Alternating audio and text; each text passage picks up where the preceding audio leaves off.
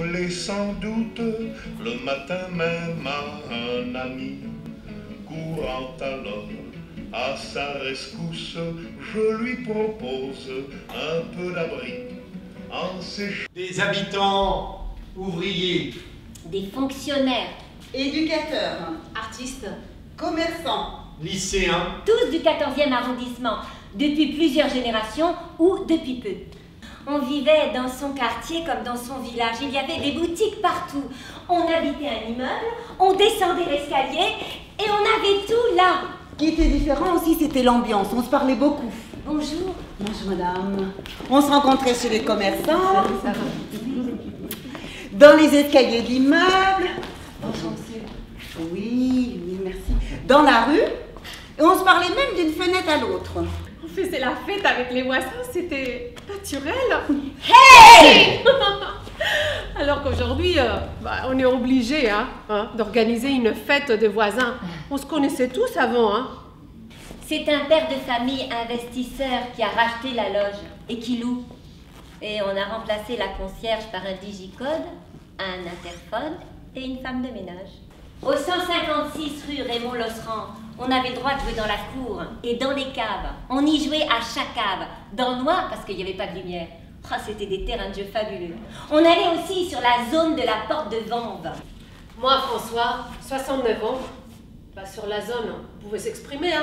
On parlait fort, on déconnait. On a eu un papier dans nos boîtes aux lettres. De nos jours, les oreilles des voisins doivent être déclarées espèces protégées. Je pense que ça sert à rien. Non, mais c'est vrai que ça a changé au niveau de la sécurité, mais enfin c'est plus au niveau de la société qu'au niveau du quartier. J'ai 82 ans. J'évite de sortir le soir. Mais j'estime qu'on est mieux logé, qu'on vit mieux qu'il y a 50 ans.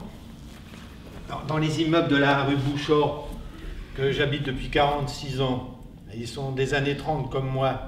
Bon, en 66, quand je suis arrivé, c'était pas des HLM, c'était des HBM, habitation bon marché.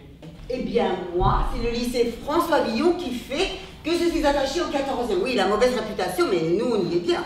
Avec toutes les racailles? Oui, c'est vrai, il y a beaucoup de violence dans ce lycée, mais on a aussi des profs exceptionnels. Nous sommes arrivés de Turquie avec ma mère en 2004 et en 2007 à la cité universitaire Boulevard Jourdan. Il y avait là un sentiment de liberté physique et psychique. C'est un lieu très accueillant. C'était chez nous. Merci Denis. À la porte d'Orléans, à part le jardin partagé rue de Coulmiers, j'ai pas beaucoup d'occasion de rencontrer les gens du quartier. C'est vraiment le seul événement de ces dernières années susceptible de créer un peu de lien. Moi, j'ai beaucoup d'espoir sur les travaux de la gare de Montrouge, parce qu'on pourrait profiter pour faire des lieux d'exposition, de rencontres, développer un peu de solidarité, quoi. Avec mon père, si nous n'avons gardé aucun attachement à ce quartier, c'est beaucoup dû à l'urbanisme. Cette architecture en hauteur, tous ces grands machins, peu de commerçants variés, quand même, la vie d'un quartier découle de l'urbanisme ou non? Mais les gens du 14e aiment leur quartier. Et toutes les personnes qui s'en sont éloignées reviennent un jour et disent... Je regrette. Norbert.